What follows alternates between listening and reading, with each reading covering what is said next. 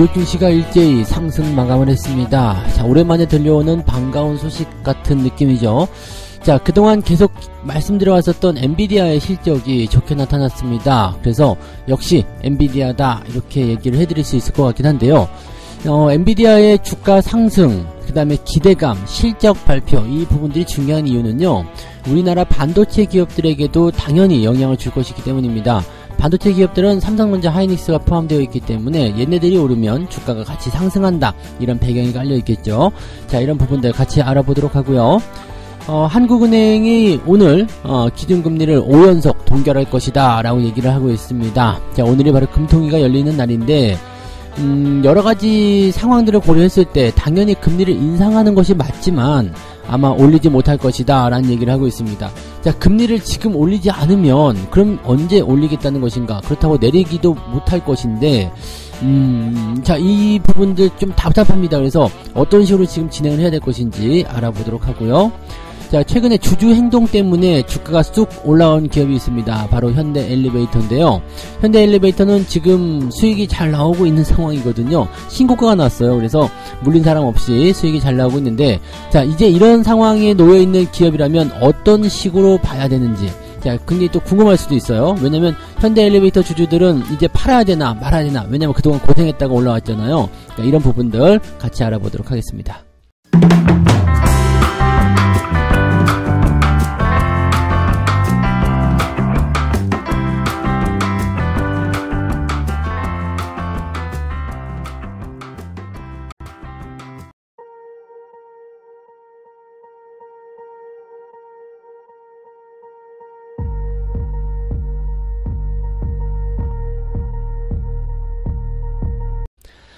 네, 반갑습니다. 오늘은 8월 24일 목요일입니다.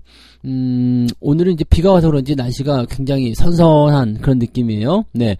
자, 뭐 약간 이제 이런 더위도 조금 누그러지는 것처럼 시장의 조정 국면, 좀 지루한 국면, 이런 것들도 약간은 좀 상쾌하게 바뀔 수 있는 게임 체인저가 나타난 것 같습니다.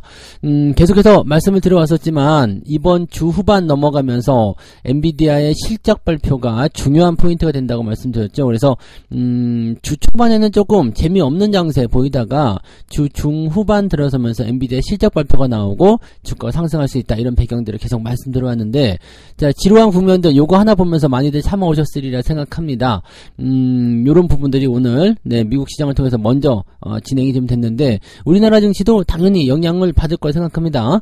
자, 다우지수는 0.5% 올랐고요. 나스닥은 1.59% 상승했습니다. 자, 퍼센테이지가 중요한 건 아닙니다. 왜냐면 엔비디아의 실적은 장 종료 이후에 나타났기 때문에 그 이후의 상황들은 지금 시장에 많이 반영되지 않았거든요.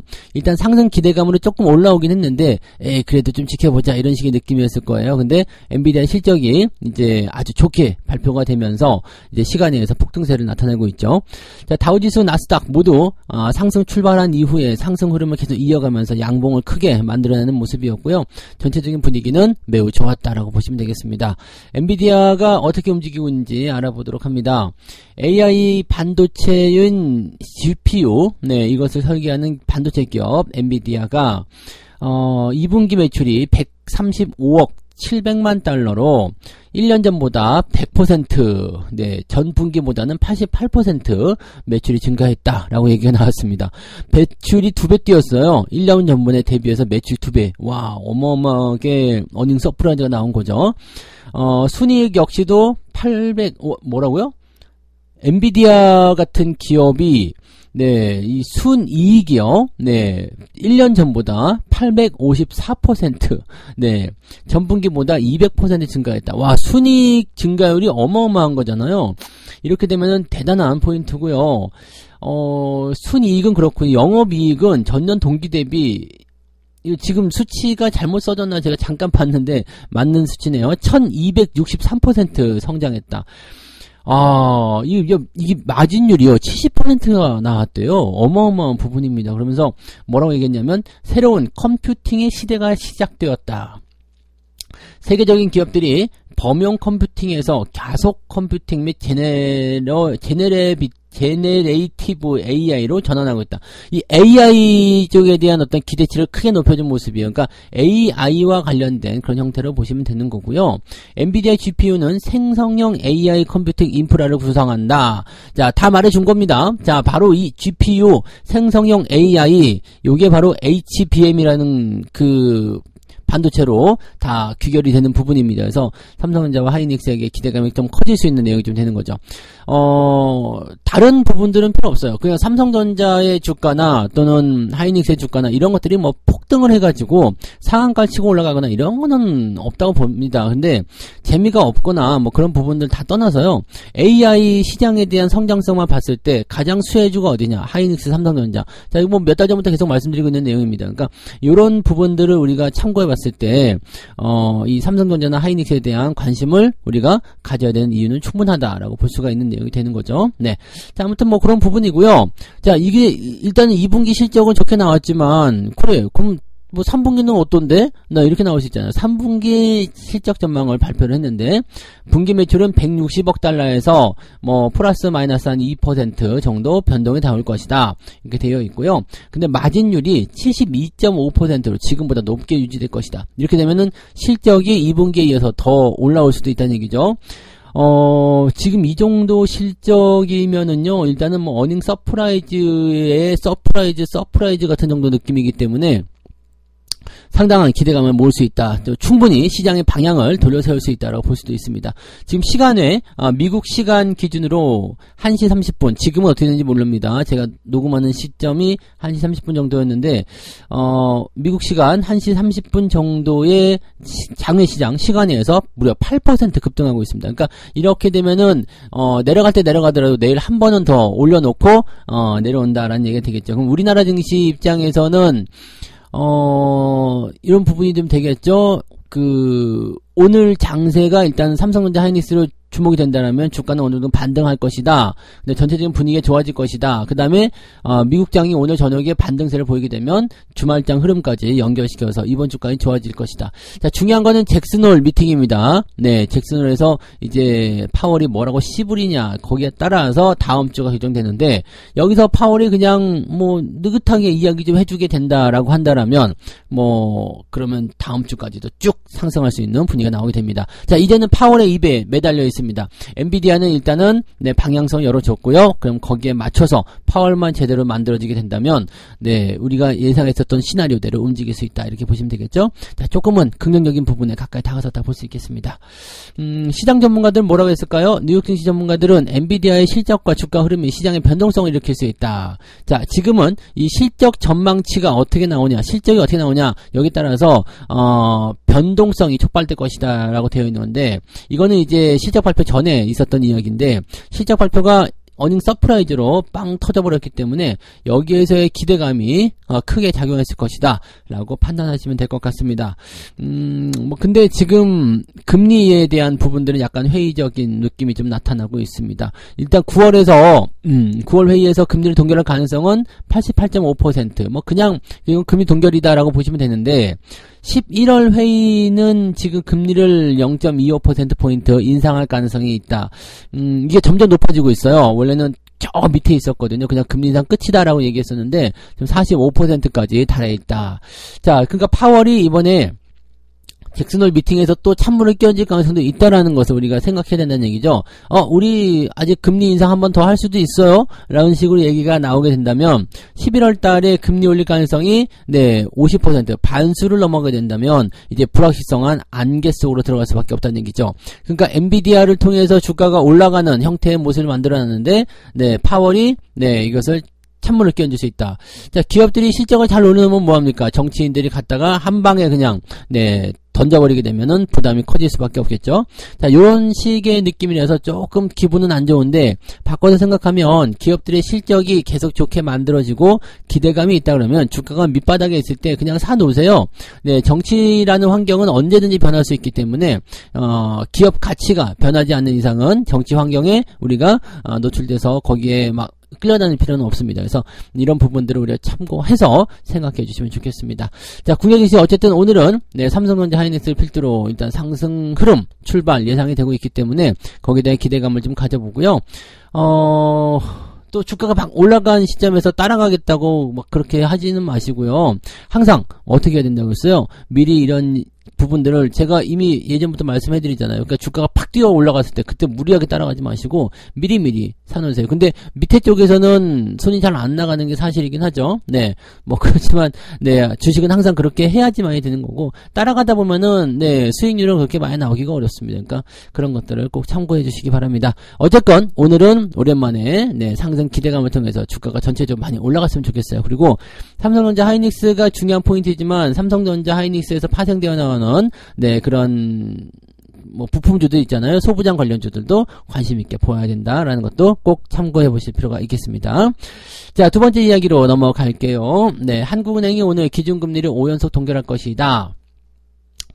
아, 그래요. 안개 속 경제에 관망하겠다라고 얘기하지만 저는 너무 이거 아무 대책 없는 거 아니냐라는 식으로 좀 생각이 듭니다. 그냥 지켜보자라는 느낌밖에 안 들잖아요. 근데 지금 지켜볼 만한 위치는 아닌 것 같고요. 저는 현재 시점에서는 뭔가 금리 인상이든 인하는 안 되겠죠. 네, 동결보다는 금리 인상을 하긴 해야 됩니다. 하긴 해야 되는데 금리 인상을 해줘야 되는 상황인데 지금 이거 뭐 눈치 보느라고 못하는 거 아니에요. 가계부채가 계속적으로 증가하고 있는 상태에서 금리를 올렸다? 큰일 날 것 같다. 뭐 이런 생각 들 수도 있고요. 어쩌면 내년 총선을 앞두고서 지금 이거 문제 있다라고 할 수 있는 상황일 수도 있잖아요. 근데 지금 금리를 동결해가지고 답이 나올 수 있는 상황이 아니거든요. 물론 최근에 이제 중국발 경기 타격이 우려되고 있고, 미국의 이제 금리 인상이 종결된다 이런 식으로 얘기가 나오면서 대체적으로 이제 금리가 올라가기 어렵다 이거 좀 지켜보자. 쟤네들 지금 중국도 어렵고 미국도 금리 안 올린다는데 우리 조금만 더 버텨보면 좋지 않을까 라는 식으로 얘기를 하고 있는 모습인 것 같아요. 그래서 좀 지켜보자 라고 얘기가 되는데 만약에 이 상황에서 네, 파월이 또 이상한 소리 해가지고 11월 달에 금리를 한 번 더 올리겠다 이 정도 나오게 되면요, 금통위는 존재의 의미가 없어요. 네, 지금 이 미국이 우리나라보다 금리가 높은 거는 다 알고 계시죠? 네, 금리가 더 높은 상황입니다. 근데 여기에서 지금 뭐 금리를 계속 미국과의 격차를 벌리겠다. 이거는 어떤 식으로 얘기해 드릴 수 있냐면요. 부잣집이 있고 좀 가난한 집이 있어요. 그러니까 쉽게 얘기하면은 부자 가난한 걸 떠나가지고 회사에 사장님이 있고 직원이 있어요. 이제 신입사원이 있어요. 근데 사장님은 네, 아껴 쓰고 있는데 신입사원은 펑펑 쓰는 것과 똑같은 느낌이에요. 그러니까 미국이 지금 금리가 더 높아진 상황이고 우리가 금리가 더 낮은 상황이라면 우리나라 입장에서는 금리를 낮게 책정을 하면 안 되거든요. 그러니까 보통 이제 가상금리라는 것이 적용이 되기 때문에 경제 규모나 이런 것에 따라서 보통은 미국보다는 우리나라 금리가 더 높은 것이 일반적입니다. 근데 역전된 지가 이미 오래전이고요. 계속 격차가 벌어져 가고 있다는 것은 우리가 금리를 동결만 해서는 되지 않는다는 얘기가 되는 거죠. 이렇게 됐을 경우에는 가장 문제가 뭐냐면 뭐 외국인 자금이라든지 이런 것들이 빠져나가게 되는 상황이 벌어지게 됩니다.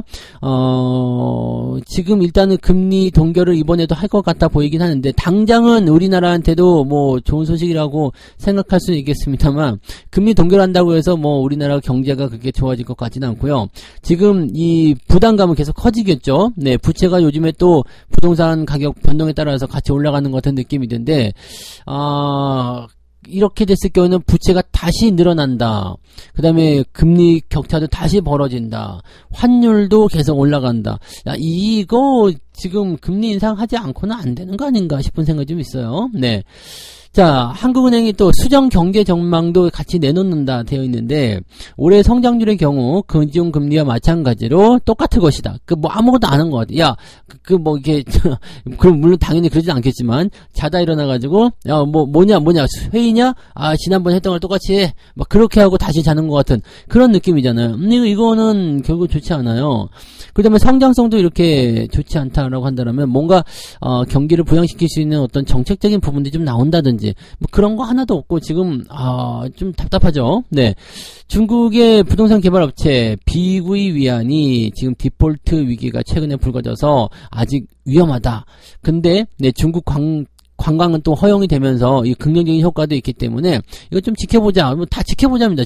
지켜보다가 다 끝난 이 지금 여러분들 주식을 매수할 때도요. 지켜보자 하면은 이미 올라가 버리거나 내려가 버리거든요. 그러니까 그런 어떤 조짐, 그런 변화가 일어날 때 먼저 선제적으로 정책을 좀 세워야 되겠죠. 그러면 네가 뭐 가서 한국은행장 하지 왜 너는 그러고 있냐라고 물어보실지 모르겠지만 내가 그걸 못하니까 지금 한국은행장을 앉혀놓은 거 아닙니까? 그래서 세금으로 요금 주는 거 아니에요? 네. 그래서 보다 좋은 정책을 내놓으라 이 말이야. 네. 지금 마음에 안 들어. 야, 그런 식으로 보시면 되는 겁니다. 저는 그냥, 네, 시장에 대한 부분을 읽어드릴 뿐이죠. 좀 답답해요. 네. 금리 인상이나 이런 것들은 지금 이미 좀 실기를 한 것 같아요. 계속 쳐다보자, 지켜보자 이렇게 나오면서 인상을 해야 되는 시기를 놓쳐버렸죠. 그래서 약간 좀 답답합니다. 그래서 우리나라 한국은행이 대체적으로 좀 정치권 눈치를 좀 보는 경우들이 많이 있어서 그런 부분이 좀 있는 것 같아요. 네, 뭐 독립된다라고 뭐 이야기를 많이 하지만 전혀 신경을 안 쓸 수는 없는 것 같아 보이긴 합니다. 뭐 아무튼 네, 지금 그렇다 보시면 되겠고요. 지금 5개월째 금리가 동결된다라고 되면은 가계부채 증가, 네, 역대급으로 나올 겁니다. 그리고 한미 금리 역전 폭에 따른 뭐 자본 유출 이런 것도 나타날 수가 있죠. 생각해 보세요. 네, 제2저축은행인 땡땡이 저축은행하고 KB금융하고 두 개가 있는데 여러분들이 국민은행에다가 예금을 맡기라 했더니 5% 준대요. 근데 저축은행에는 3%밖에 안 준대요. 그럼 어디다 맡겨요? 국민은행에 맡기겠죠. 그러니까 외국인들 입장에서는 당연히 금리가 높은 미국에다가 투자하자 이렇게 될 수가 있는 상황이 좀 되는 거죠. 네. 그다음에 원화 약세, 환율도 요즘에 1,300원대 넘어가서 안 내려오죠. 그러니까 요런 것들이 지금은 금리 인상을 해야 되는 어떤 압박감을 계속 주는데도 불구하고 외면하겠다. 조금 네, 아니지 않나 생각합니다. 물론 금리를 올리더라도 문제는 있어요. 근데 올리지 않아서 생기는 문제보다는 더 적지 않을까라는 생각을 일단 해봅니다. 저라고 뭐 뾰족한 대책이 있는 건 아닙니다. 네, 저라고 하더라도 뭐 금리 동결해야 될 수도 있겠습니다만, 네, 저는 결정권자가 아닌 시점에서 봤을 때는 아우 답답해 이렇게 얘기를 해드릴 수 있다는 얘기죠. 네, 아무튼 답답해요. 이거 진작에 한번 올려두고 그리고 나서 상황을 지켜보는 게 좋았었는데 일단 상황을 지켜보고 나서 이제 어떡하지 이렇게 나오는 것 같아서 조금 답답합니다.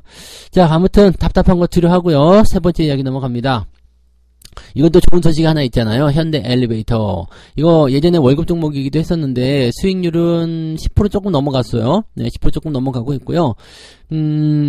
뭐 이제 잘 되고 있으니까 이제 갑자기 뭐지? 예, 손실 중이라서 신경도 안 쓰고 있었는데 갑자기 수익률 뿅 튀어나오니까 이거 뭐지? 라고 생각하시는 분들 계실 것 같아요. 이제는 네, 조금 더 주가가 올라갈 수 있는 가능성이 좀 생기는 것 같아요. 주주 행동 KCGI죠. 네, 강성부 펀드가 메리츠 자산 운용을 품고서 지금 메리츠 자산 운용이 KCGI로 바뀐 거 아시죠? 네, 그래서 이 강성부 펀드가 메리츠 자산 운용을 품고 새롭게 출발한 KCGI 자산 운용이 탄생이 됐는데 얘가 첫 번째 활동으로 뭘 했느냐? 현대 엘리베이터 이사회에 공개 주주 서한을 발송했다. 무엇이냐? 현대 엘리베이터의 이사회 의장인 현정은 회장을 사임시켜라. 네, 그리고 대주주와 이사회를 분리시켜라.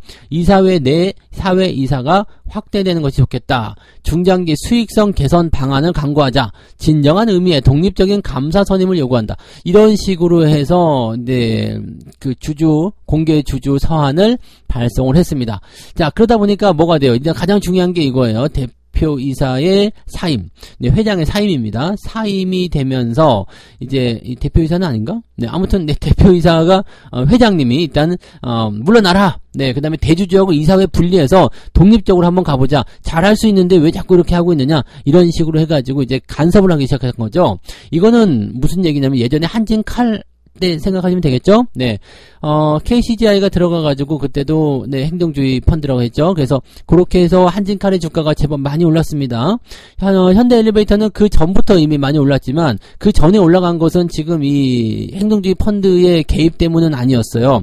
현정원 회장의 그 뭐 벌금이었던가요? 뭐 그런 것들을 가지고서 이제 유입이 될 것이다 해서 기대감이 좀 생겼던 건데 이번에는 KCGI 이쪽으로 해서 들어왔습니다. 그러니까 한진칼의 사례를 보게 되면 이런 시점에서 주가가 더 많이 올랐다는 것이 이제 보여지는 부분이니까 현재는 신고가 흐름이기도 하고요. 저는 제 입장에서는 조금 더 상승할 수 있지 않겠는가라는 생각을 조금 해보고 있습니다. 그래서 좀 더 올라가면 그때 팔아도 늦지 않을 것 같아요. 한진칼도 어느 정도 올라간 이후에 매도 시점을 잘 잡아드렸잖아요. 그래서 그 시점부터 쭉 내려가면서 지금까지 뭐 주가 많이 내려온 상황이긴 한데 엘리베이터도 이제 그런 쪽으로 한번 생각할 필요가 있지 않을까 생각되긴 합니다. 매도하게 되면 제가 방송을 통해서 알려드릴 테니까 그 부분 참고하시고요. 자, 현재 시점에서는 이 현대 엘리베이터에 대한 그 사업 구조 개선이 매우 시급하다. 자, 일본에도 이제 엘리베이터가 있어요. 재팬 엘리베이터라는 기업이 있는데, 지금 보면은 이 엘리베이터 기업의 고마진 알짜 사업이라고 될 수 있는 유지 보수. 이것이 가장 중요한 그런 어떤 실적 전망이나 이제 회사를 탄탄하게 만드는 요인이다. 현대 엘리베이터 역시도 설치 부분이 이제 한 50% 정도의 점유율을 가지고 있는데 유지 보수 같은 경우는 점유율이 20%밖에 그치지 않는다. 자, 이거는 좀 구조 개선 필요한 거 아니냐라는 거죠. 자, 엘리베이터는 일단 엘리베이터 한 대 가격 되게 비싸요.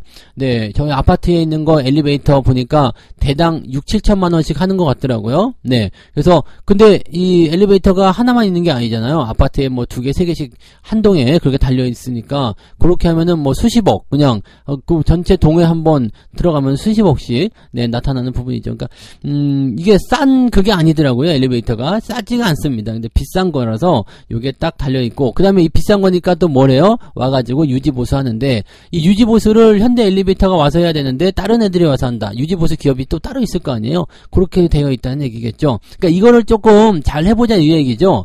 그러니까 뭔가 조금 공격적으로 해서 이 마진율 또는 점유율을 좀 올려주면 좋겠. 니네가 만든 엘리베이터인데 니네가 좀 정비하면 되는 거 아니냐 이런 식으로 보는 거죠.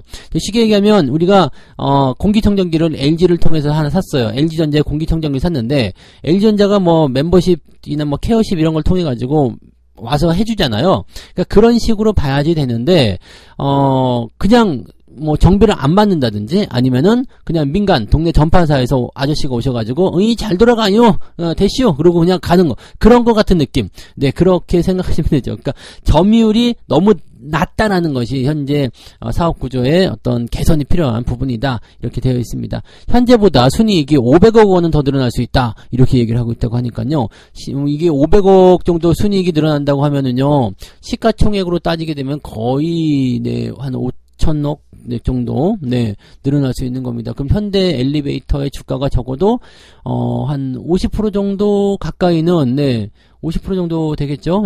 50% 정도는 더 주가가 상승할 수 있는 여력이 있다라고 생각하는 부분이 되는 거잖아요. 그러니까 이런 식으로 얘기가 나오면은 사람들 입장에서는 야 니네 빨리 좀 해라. 이렇게 될 수도 있는 거죠. 그러니까 이 KCGI 자산 운영에 그런 어떤 주주 서한 그다음에 이런 그 사업의 어떤 구조 개선 이런 것들이 전부 다 같은 형태의 맥락을 가지고 있기 때문에 여기에서 기대감이 좀 커지는 거죠. 그러니까 엘리베이터 같은 경우는 조금 더 보유하시면서 상황을 보시는 게 유리하지 않을까 생각되니까 혹시라도 갖고 계시면 참고해 주시기 바랍니다.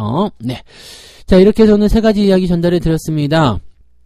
역시 엔비디아 미국 증시가 상승하는데 중요한 영향을 좀 미쳤고요. 자 일단은 엔비디아가 문은 열어놨으니까 파월 의장만 좀 제발 좀 마무리 좀 잘해줬으면 좋겠다 이 생각을 좀 해봅니다. 파월이 조금만 비둘기적인 이야기 해줘라도 다음 주까지 증시 상승은 그냥 따놓은 장상이다 이렇게 보시면 되겠습니다. 자 한국은행이 오늘 금통위를 통해서 기준금리 결정하는데 그냥 동결할 것 같다 얘기 나옵니다. 그냥 답답해요. 동결해도 답답하고 올려도 답답하고 뭐 내려도 답답한데 아무튼 답답합니다. 그냥 싫어요. 야 이거 지금 계속 이렇게 끌고 와가지고 5연속 금리 동결한 것 같다 이렇게 얘기 나오는 것도 그렇고 부채 가계부채가 지금 어마어마하단 말이죠. 이게 늘어나고 있는데도 뭐 손 쓸 수 있는 방법이 없다는 것도 애매하고 나중에 크게 터질까봐 문제예요. 그러니까 이런 부분들 또 뭐 한미 간의 금리 격차 뭐 여러 가지 부분을 봤을 때 너무 답답한 게 많아요. 그렇다고 뭐 제가 뾰족한 수가 있는 건 아닙니다만 아무튼 답답하다.